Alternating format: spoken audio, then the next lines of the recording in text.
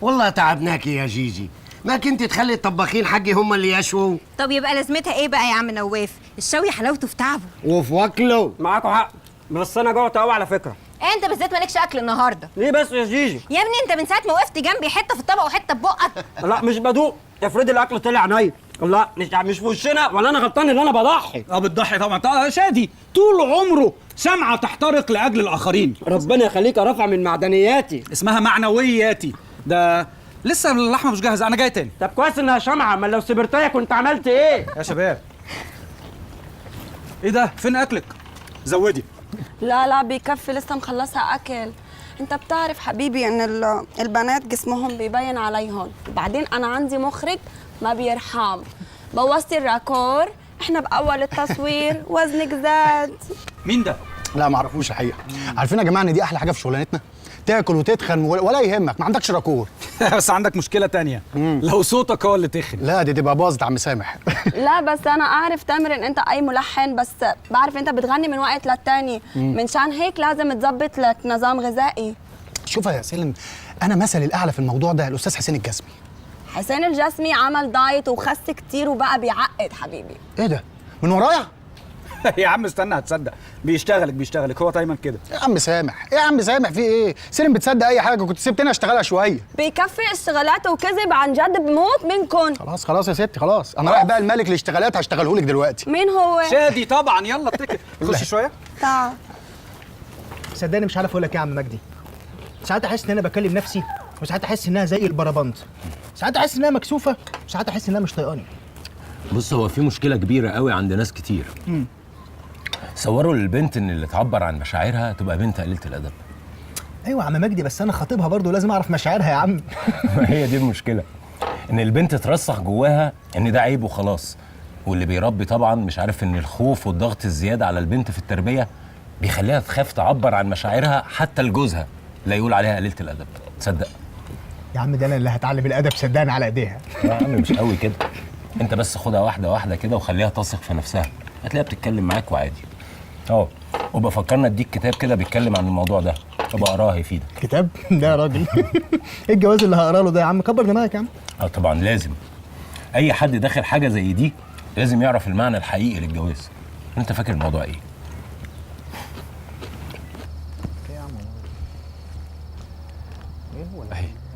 اهي الصوره اهي. ايه يا جماعه، كل اثنين ثلاثه ماسكين بعض هون. ما تاجوا نقعد مع بعضنا. يلا يا سامح، يلا يا شادي، يا استاذ مجدي. ايه يا حبيبي؟ نقعد مع بعضنا ولا ايه رايك؟ يا ريت. يلا يا بينا، اتفضلوا. طبعا بقى كلنا عاوزين نلعب. لا انا بقول هالحين ومعانا استاذ مجدي، نقعد ونسمع كلام زين وايد، وبعدها اذا بتريدوا نلعب للصبح. انا ما عنديش اي اعتراض. اتفضل يا مجدي. كل سنه وانتم طيبين. انت طيب. وانت طيب يا باشا. طبعا انتوا عايزين تتفسحوا وتتبسطوا، بس ما تقلقوش انا مش هطول عليكم. احنا النهارده هنتكلم عن مناسبه مهمه قوي، وهي عيد الاضحى. بس قبل ما نبتدي تعالوا كده نراجع الموضوع بتاع الاسبوع اللي فات. يا ترى شاركت مع حد او حكيت مع حد بالنسبه للموضوع اللي فات؟ اسمع يا ستي، في يوم الله اجى لسيدنا ابراهيم وقال له اترك ارضك واهلك وناسك وارحل لارض تانية. ده الحين الله كان بيريد يختبر طاعته، وهو ما فكر، ترك اهله وارضه وكان مطيع طاعه عمياء. خدتي بالك يا ماما؟ وبعد كده فعلا سيدنا ابراهيم سمع الكلام ووثق في ربنا.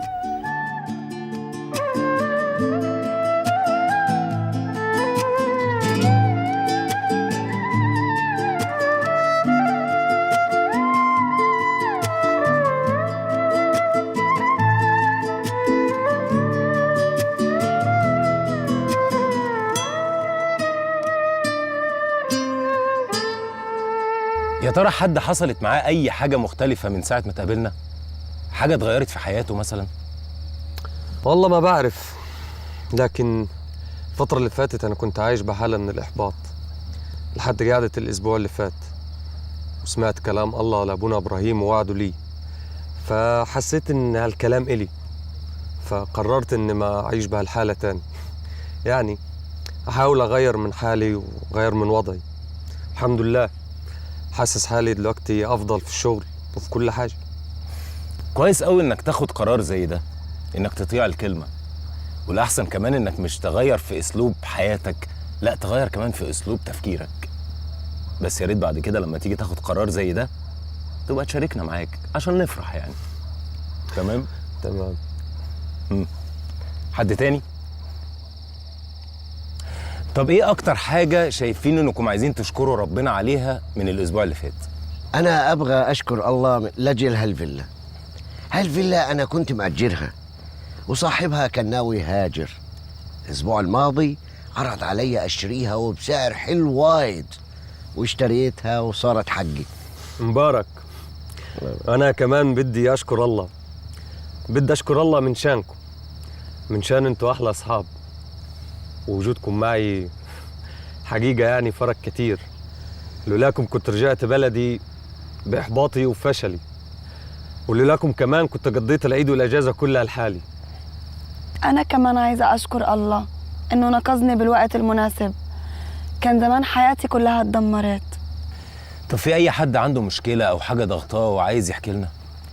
صدقني مفيش اسبوع بيعدي لما بيكون في ضغوط، بس الواحد من كتره ما بقاش يفتكر. معلش برضه يا عم شاد، يعني ما هي ضغوط الحياه برضه مخليه الناس كلها مضغوطه، معلش.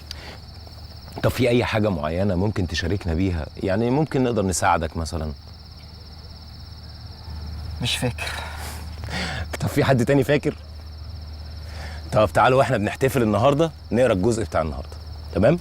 يلا هنقرا من سفر التكوين اصحاح 22. مين يقرا لنا؟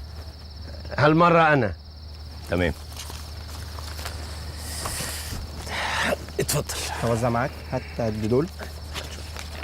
اتفضل ادي. وزع. في حد تاني ما خدش؟ اتفضل خد. ادي لاصحابك. يلا. حد تاني ما خدش؟ انا كده فاضل واحده بس. جيجي خدتي؟ خدت تمام. يلا. وحدث بعد هذه الأمور أن الله امتحن إبراهيم فقال له يا إبراهيم، فقال ها أنا ذا، فقال خذ ابنك وحيدك الذي تحبه إسحاق واذهب إلى أرض المرية واصعده هناك محرقة على أحد الجبال الذي أقول لك. فبكر إبراهيم صباحا وشد على حماره وأخذ 2 من غلمانه معه وإسحاق ابنه، وشجج حطبا لمحرقة وقام وذهب إلى الموضع الذي قال له الله. وفي اليوم الثالث رفع إبراهيم عينيه وأبصر الموضع من بعيد، فقال إبراهيم لغلاميه اجلسا أنتما ها هنا مع الحمار، وأما أنا والغلام فنذهب إلى هناك ونسجد ثم نرجع إليكما.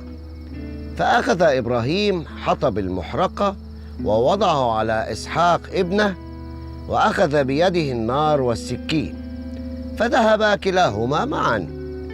وكلم إسحاق إبراهيم أباه وقال يا أبي، فقال ها أنا ذا يا بني.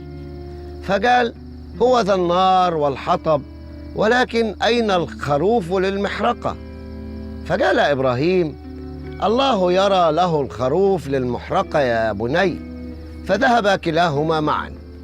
فلما أتيا إلى الموضع الذي قال له الله بنى هناك إبراهيم المذبح ورتب الحطب وربط إسحاق ابنه ووضعه على المذبح فوق الحطب. ثم مد إبراهيم يده وأخذ السكين ليذبح ابنه، فناداه ملاك الرب من السماء وقال إبراهيم إبراهيم، فقال ها أنا ذا. فقال لا تمد يدك إلى الغلام ولا تفعل به شيئا، لأني الآن علمت أنك خائف الله، فلم تمسك ابنك وحيدك عني. فرفع إبراهيم عينيه ونظر، وإذا كبش وراءه ممسكا في الغابة بقرنيه. فذهب إبراهيم وأخذ الكبش وأصعده محرقة عوضا عن ابنه. فدعا إبراهيم اسم ذلك الموضع يهوه، يراه، حتى أنه يقال اليوم في جبل الرب يرى.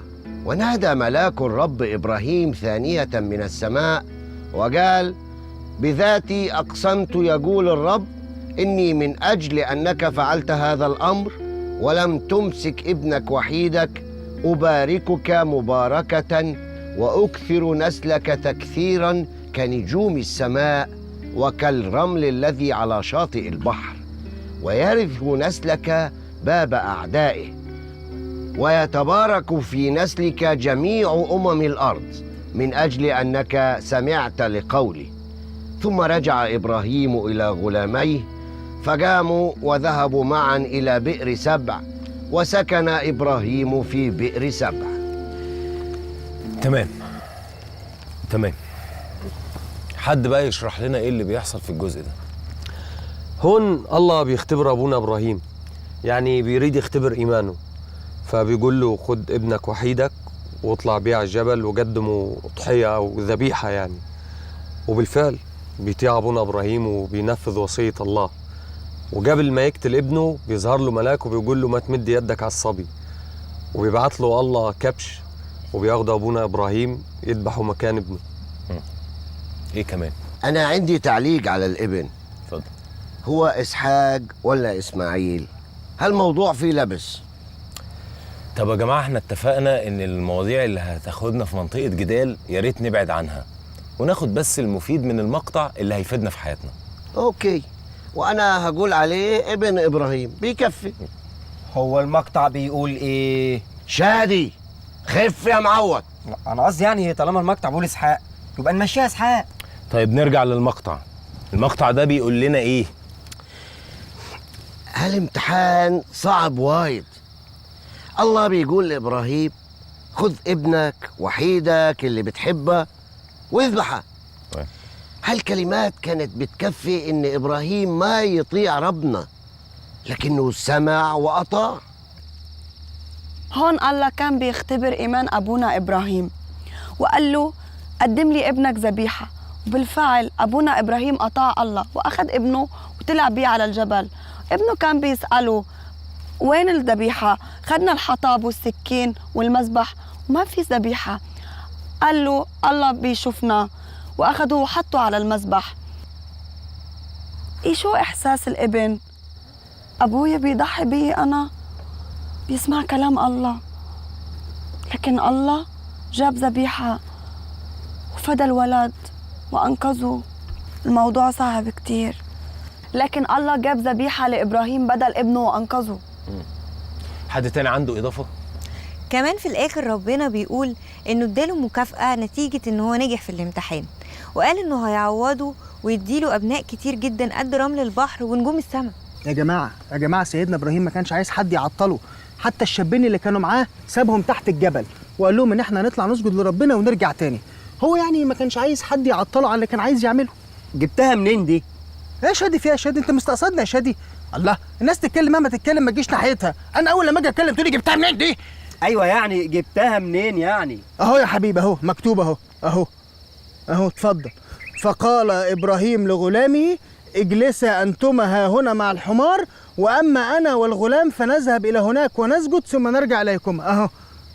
فين بقى يعني؟ هو لو كان قال لهم يعني كان هيعطلوه؟ أكيد طبعا كانوا هيعطلوه ويقولوا له حرام ده ابنك وحيدك، أو يقولوا له مثلا اتأكد إن ده صوت ربنا ولا لأ. أنا لو كنت معاهم كنت خدت إسحاق وهربته من أبوه. ويا الله لو كان قال لمرته ما كانت راح تسمح له أساسا، كان راح يقول لها إيه؟ راح أخد ابني قدمه ذبيحة؟ هو حلو قوي الكلام اللي انت بتقوليه ده، بس خلينا نطلع من الخيالات الفنية دي كلها ونركز في النص المكتوب. الكلام ده بيقول لنا ايه عن الله؟ بيقول لنا انه الله كتير بيمتحن البشر، يعني يحطهم في صعاب وتجارب علشان يختبر قد ايه هم بيطيعوه. الله هو اللي بيدي الامتحان وهو برضه اللي بيدي الحل. يعني هو قال لابراهيم قوم قدم ابنك ذبيحه، وبعدين قال له لا، بس في نفس الوقت كان مجهز له الحل، الكبش اللي هيتذبح فدى عن اسحاق. تمام. وفديناه بذبح عظيم. ايه كمان؟ الله سبحانه ما بيرجع بكلمته. يعني بيرجع بكلمته؟ ازاي؟ هكمل على كلام تامر. الله ما قالش لسيدنا إبراهيم ما تقدم ابنك، لكن الله اداله بدل، يعني اداله ذبيحة تنذبح بدل ابنه. حلو. ايه كمان؟ ربنا بيكافئ اللي بيطيعوه. يعني من الاخر اللي بيمر بامتحان وبينجح فيه ربنا بيكافئه. في جملة هنا بتقول يهوى يرأى، يعني الله بيشوف كل حاجة احنا بنعملها وبيشوف الصعاب اللي بتواجهنا في حياتنا. طيب الكلام ده بيعرفنا ايه عن الانسان؟ أنا شايف إن هنا يقصد يقول إن قيمة الإنسان ونجاحه في إنه يطيع وينفذ أوامر الله. تمام. ايه كمان؟ الانسان اللي بيطيع ربنا هو الكسبان. يعني ممكن يحس بضيق بتعب زي ابراهيم، بس في الاخر هو اللي بيكسب. تمام. طب لو كان الكلام ده من ربنا لينا، ازاي غير في اسلوبي وطريقه حياتي؟ أنا مو بعرف كلامي له علاقة بالمقطع ولا لا، بس أنا لما بحط نفسي مكان ابن سيدنا إبراهيم، هو أبوه راح يذبحه، هو ما بيعرف إنه هو بينفذ كلام الله. بحس إن في قصد باللي حصل لي من بيي وأمي. بحس إن أنا لازم أعيد تفكيري. يعني هتعملي ايه؟ يعني حاسه ان في خطوه فعليه لازم تعمليها؟ إيه، صار لي 6 شهور لا كلمت بابا ولا ماما. رح كلمهم هيدي الأسبوع طمن عليهم. حلو. ايه كمان؟ في حاجات معينة ما كنتش قبلها وكنت رافضاها وحاسة انها امتحان من ربنا، بس بعد ما سمعت الكلام النهاردة حاسة ان لازم اغير كل تفكيري واستنى التعويض اللي ربنا اداه لسيدنا ابراهيم علشان نجح في اختبار ايمانه. طب في حاجه عمليه هتعمليها؟ هغير طريقة تفكيري والاتيتيود نفسه، وده هيغير كتير من تصرفاتي. حد تاني؟ في جزء مهم حابب إن أنا أكد عليه. هون إبراهيم بيقدم كل إشي لله، يعني بيقدم معنى حقيقي للطاعة، معنى حقيقي للحب. طبعا مهم جدا الجزء ده. الموضوع مش ان انا اعبد ربنا بالكلام وبس، لا، اعبده عباده حقيقيه من جوايا، يعني اعطيه كل ما املك. طب حد عنده اي اسئله بالنسبه للجزء اللي قريناه ده؟ طب مين هيشارك او هيحكي على الجزء اللي احنا قريناه النهارده؟ أنا أكيد رح كلم بابا، أصله أكيد رح يستغرب إيه اللي اتغير بيي. وانا كمان هحكي لماما عن الموضوع ده. وانا كمان هحكيها لامي، لان امي كانت دايما تقول على ابويا ان راجل دماغه متدروشه يعني، ويعني عشان يعني كان سايب الدنيا وما فيها وعاش مع ربنا، وكانت دايما بقى ماسكه ان دماغه دي مش ولا بد اكمنه، يعني عشان بيخدم مع ربنا وسايب يعني ولاده ومش باصص لمصلحته. بس انا النهارده بقى عرفت ان هو عنده حق، وهحكي لها وافهمها، ويا فهمت يا اما انا كمان انضميت بقى في دماغ امي في حزب المجانين. عادي يا شادي، انت مش محتاج، يعني انت كده كده مجنون. كده يعني. طب ماشي، طب خلي بالك بقى عدة الذبح لسه بره، عناية تلمحك بس هتتجاب، يعني هتتجاب. قابلني في المروح. ماشي. طب ايه بقى، ناكل تاني ولا ايه؟ ايه ده؟ حرام عليك جيهان، بيكفي كلنا كمية مو طبيعية. يا ست كلي براحتك، احنا في اجازه. ايوه صح، والعيد فرحه بقى ومأوى كده. طب يلا بقى، والعيد فرحه وعيد ماي فرحه، غنوا معايا غنوا، قولوا ورايا قولوا. انت لازم تثبتي ايدك، تفهمك. من وانا وصغيره ما لعبت على اللعبه، بحبها كتير. بموت في الالعاب التافهه دي. يلا لحقتك قبلي، بس انا ايديا اخف من ايدها. يا عم اوعى بقى. جايين نفتكر ايام الطفوله احنا هنا. هو عيد طبعا من حقكم يعني، بس العيد بقى بيبقى فيه المرجحه اللي بتلف حوالين نفسها دي، عارفها؟ هناك اهي. انا عايز ارد على التليفون. لا هو بقى في المراجيح، واحنا عايز اقول لك على حاجه. الو. ايه يا منى؟ وانت كمان؟ لا يا بنتي مش هينفع، انا بعيد عنك خالص، انا في فيلا في المريوطيه.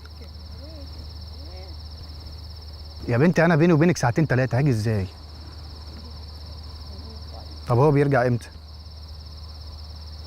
لا لا لا مش هينفع، مش هينفع، بعيد بعيد خالص، لا مش هينفع. خليني بكره. خلاص قلت لك بكره يبقى جاي خلاص. يلا يلا يلا.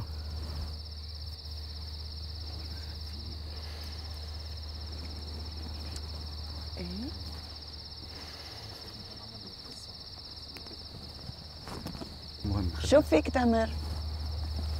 مفيش حاجه، في ايه؟ واضح. وشك كتير كئيب. لا عادي مش كئيب، بس بفكر يعني في شويه حاجات. واللي بيفكر الحزن بيملى وجهه هيك؟ عادي يا سالم، في ايه؟ انا مفيش حاجه، انا زي الفل. احنا قاعدين نعمل ايه هنا؟ تعالوا نروح نقعد معاهم، يلا. معلش يا يلا. سامح، روحوا انتوا. لا انا هرد بس على تعال التليفون معنا. كده. معلش هعمل كام تليفون كده واجي. يلا بينا. اتفضلي. بتفضل. تدرون هالعيد كان بودي يكون اولادي وزوجتي معي. يلا كل عام وانتم بخير. وانت بخير. رجال عامر اخوي نواف. الله يخليك. انا كمان هذا اول عيد اكون لحالي، يعني من غير حدا من اسرتي ولا عائلتي. عندنا بالاردن يوم العيد بتجمع كل الاسره ببيت العيله، وبيبقى المنسف جاهز، بنقعد ناكل ناكل ناكل، ما بنعمل شيء غير ان ناكل لحد ما بنقول يكفي. فكرتني بالمنسف ده، طعمه حلو جدا. عندي واحد صاحبي اردني عزمني عليه مره، فظيع. بس مشكلته بقى يا عم نواف ان انت تبقى محتاج اتنين كده يشيلوك مربع كده، ما تعرفش تتحرك. هو تقيل حبتين يعني. ايه هو ايه؟ هو عباره عن رز فوقيه لحمه وعليه لبن ابل، يعني فتة اردني. ايه انا بموت بالمنسف، بس مشكلتها انها بتنسف اي رجيم واي عوام يعني. ما هي دي مشكلة الأكل العربي في الفتة بتاعته، كلها شبه بعض. الفتة المصري زي الأردني، وهي عبارة أصلا عن رز وعيش ولحمة يعني. ايه بس الاكل اللبناني غير، يعني عندك شي 20 او 30 مزه بياخدوا العقل بجنوا، تاكل المزات وبس. بعدين احنا كده رقنا هيجري وهنجوع تاني. لا لا لا لا أرجوك، يبقى لازم نخرج من الموضوع ده حالا، لأن عم نواف بيتلكك أول ما يسخن في الموضوع ده هيقوم مولع الشواية ونقعد لحد الصبح وناكل، فبلاش. ما يخالف حبيبي، نولعها حالا. يلا بس عن جد كان يوم بياخد العقل. اوكي نكمل باكر. طبعا دايما عامر يا عم نواف، بس يعني لغايه كده وتمام. ايه يا جماعه، حد عنده شيء؟ البلد كلها اجازه، وانا سالت باقي المجموعه قالوا ما في مانع. لا هو بس في مشكلة عندي الحقيقة يا عم نواف، أنا عندي مسلسل كده لازم أقفله وأسلمه بعد بكرة، فلازم أمشي يعني. الجزء الثاني من مسلسل جينا على غفله. هالمسلسل عندنا بالخليج يموتوا في هالمسلسل ويموتوا فيك. لا هو حاجة تاني غير يعني المسلسل، لا قصدك حاجة تانية خالص. بالتوفيق بالتوفيق. وانا عندي مشكله كمان يا عم نواف، يعني في فيلم روائي قصير كده، فايه قلت اضربه بكره يعني. يعني ما في امل. معلش يا عم نواف، الاجازات جايه كتير واحنا هنعزم نفسينا بنفسينا، ما تقلقش. يا اهلا وسهلا، تنوروا. على شرط انك تسوي لنا منسف. ما يخالف، عيوني حبيبي. كانت قعدة مهمة قوي، قربتني كتير من المجموعة، وكمان كانت بدايات لحوارات مهمة وأسئلة مهمة جوه كل الناس.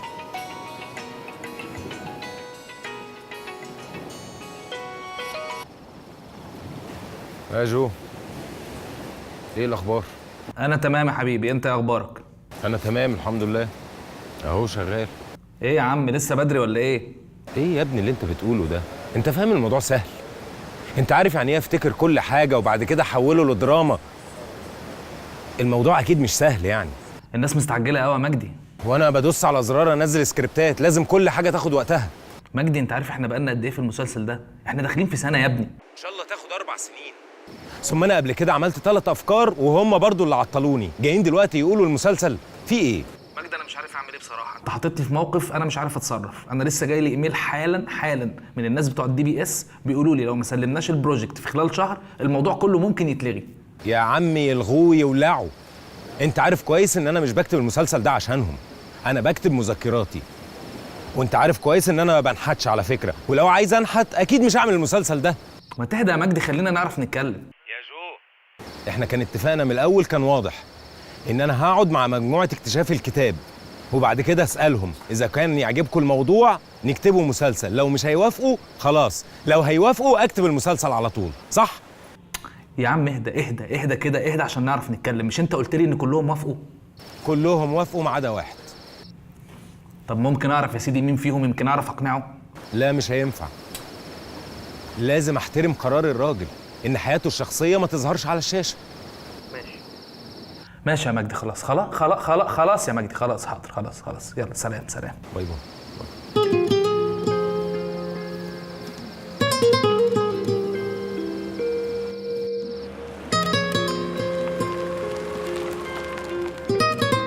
الحمد لله على السلامه. معلش تعبتك معايا. لا خالص، بالعكس انا اتبسطت جدا اننا خرجنا مع بعض وقعدنا وحكينا كمان. انت بجد؟ اه طبعا. اصلا انا كنت فاكره انا بس اللي مبسوطه. على فكره انا عندي شغل جنبكم يوم السبت في استوديو جلال، ممكن ابقى اعدي عليكم شويه. طب حلو قوي. وانت رايح بقى انا ممكن انزل متاخر واروح معاك. تمام، يبقى احنا على تليفونات ونظبط. طيب خلاص، بس اكيد انا مش هتعبك. لا خالص. طيب يبقى انا استناك يوم السبت. تمام. وعلى فكره هكلمك قبل ما اجيلك، تمام؟ وبالمره اشوف شادي وسيلين لو حابين يجوا معانا. طبعا، وماله. تصبح على خير.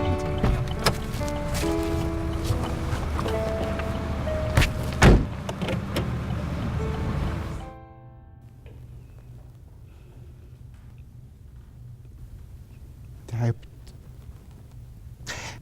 أنا تعبت يا رب، تعبان يا رب. كات. الله عليك يا استاذ، الله. بص بقى يا استاذنا، الشوط اللي جاي ايه في يا استاذ فكري؟ تعبان يا أستاذ سامي شوية. تعبان؟ بريك يا اساتذه، بريك 10 دقايق عطيه، 10 دقايق بس. مالك يا استاذ فكري؟ ايه اللي حصل؟ تعبان يا أستاذ سامي، اللي أنا بتحمله فوق طاقة البشر وقلبي موجوع. معلش يا استاذ فكري، استحمل شويه. بعدين يعني حضرتك راجل بتاع ربنا، وممكن يكون ربنا بيمتحنك يعني. أيوة، بس الامتحان المرة دي فوق احتمال البشر.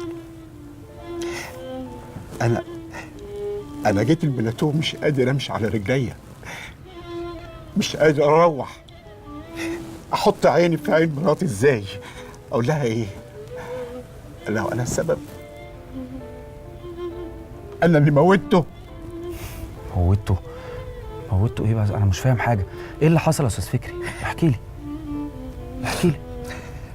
أنت تعرف جون ابني؟ شاب زي القمر، في رابعة طب، بيحب ربنا قوي وبيخدم الناس. جه من أسبوعين قال لي يا بابا فريق الخدمة نازل السودان يخدم، واخدين معاهم هدوم وأدوية، والدكاترة هيعالجوا الناس التعبانة اللي هناك. بيني وبينك أنا حسيت إن هو عايز يخدم ربنا بجد، بس راسها وألف سيف إنه ما يروحش الحتة الخطرة دي، وأنا حاسس إن الولد عايز يروح بجد. حاولت أقنع أمه وفي الآخر اقتنعت. هو كان بيكلمنا كل 3-4 أيام، بقاله النهارده 5 أيام وأكتر ما اتكلمش، لغاية ما حد منهم كلمني قال لي يا عمي في جماعة إرهابيين طلعوا علينا وضربوا علينا نار، وفي 6 مننا انصابوا، وفي 2 مش عارفينهم فين. قلت له طيب وجون ابني أخباره إيه؟ سكت شوية وقال لي مش عارف يا عمي، هو يمكن اتصاب أو يمكن مش عارف، والسكة اتقطعت وما بقتش عارف حاجة. أنا مش عارف هو عايش ولا ميت. اهدى بس، اهدى يا عم. يراجع ولا مش راجع؟ هدي نفسك بس، هدي نفسك يا استاذ فكري. اهدى، ربنا يرجعه لك بالسلامة إن شاء الله. إن شاء الله. مش عارف أقول لك إيه. ممكن يكون ده مثلا يعني امتحان لإيمانك، زي ما ربنا عمل كده مع أبونا إبراهيم. حضرتك عارف القصة طبعا، أما ربنا جه لأبونا إبراهيم وقال له خد ابنك حبيبك واطلع قدمه لي محرقة، صح؟ وكان واخد معاه حتى العبد بتاعه، ولما طلعوا فوق قال للعبد انزل انت وسيب الولد، فاكر؟ ومسك السكينة وكانت خلاص نزلت على رقبته، وبعدين سمع صوت ربنا تاني. حتى الولد لما قال له انت هتعمل ايه يا ابويا، فقال له ربنا قال ولازم كلام ربنا يتسمع، مش كده؟ الولد بقى كان احساسه ايه؟ وابونا ابراهيم كان احساسه ايه؟ ده وصلت انه مسك السكينه وكانت خلاص على رقبه الولد، فربنا انقذه. صح؟